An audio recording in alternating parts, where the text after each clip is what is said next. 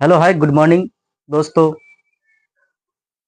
आज आप सबके बीच फिर से एक अपने विद्यार्थी को सामने लाया हूं जो बहुत अपनी मेहनत से इन्होंने संख्याओं के परिवार को ओरली याद कर लिया है। तो आज हम इसका ओरल टेस्ट लेंगे और इसका परिचय इन्हीं के थ्रू जानेंगे। तो देखते हैं हम इनको देते हैं और ये आज ओरल टेस्ट देंगे और संख्याओं के परिवार में जितने भी संख्या है सभी संख्याओं को ये फ्लुएंटली सुनाएंगी।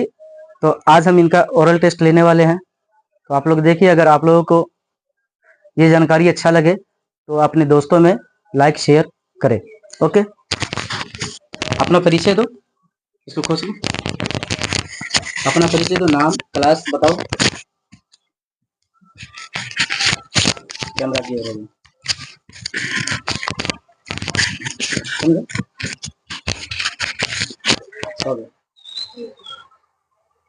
मेरा नाम आमना खातून है। मैं कक्षा 6 में पढ़ती हूँ। संख्याओं के परिवार। ओके, तो आज संख्याओं के परिवार का सभी कुछ सुनाओगे?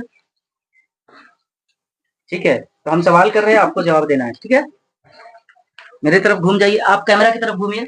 हम आपसे सवाल कर रहे हैं, आपको जवाब देना है। बोल्ड आवाज में जवाब दीजिएगा ताकि सभी दर्शक सुनेंगे। प्राकृत संख्या किसे कहते हैं? गिनती की संख्या को प्राकृतिक संख्या कहते हैं। इसे n से सूचित किया जाता है, अतः n बराबर 1, 2, 3, 4, 5, 6, 7, 8, 9। संख्या और अंक में क्या अंतर है? संख्याओं का परिवार होता है जबकि अंक का कोई परिवार नहीं होता है।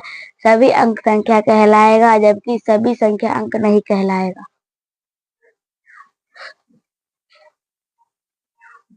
पूर्णांक संख्या किसे कहते हैं?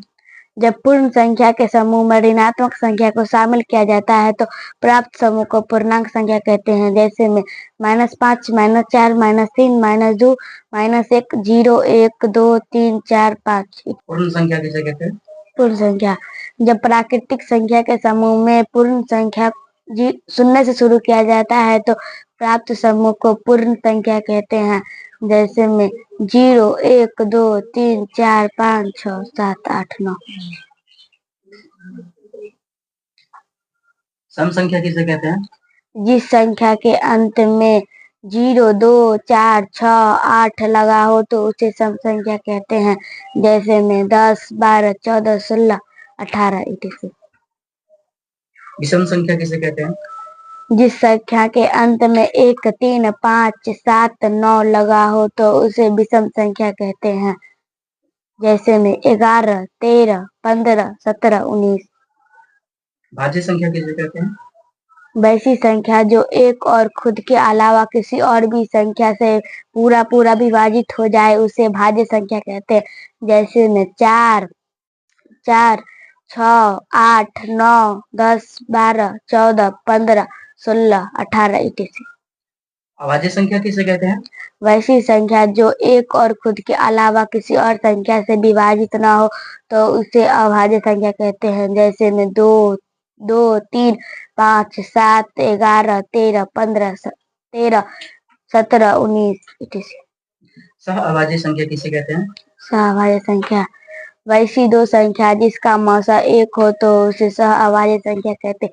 जैसे में 2, 3, 3, 5, 5, 7, 7, 11, 11, 17, 17, 19 etc। 11 से 13 होना चाहिए। ठीक है, कोई बात नहीं।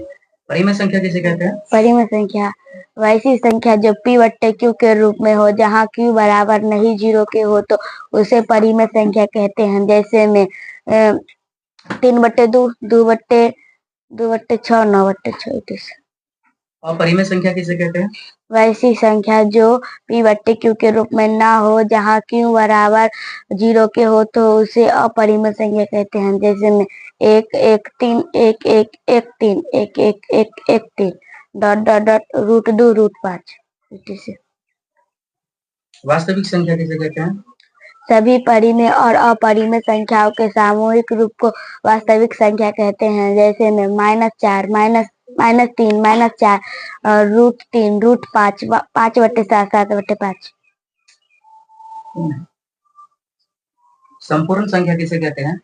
संपूर्ण संख्या वैसी संख्या संपूर्ण संख्या जो जिस संख्या के सभी गुणनखंडों का योगफल उस संख्या का 2 गुना हो तो उसे संपूर्ण संख्या कहते हैं।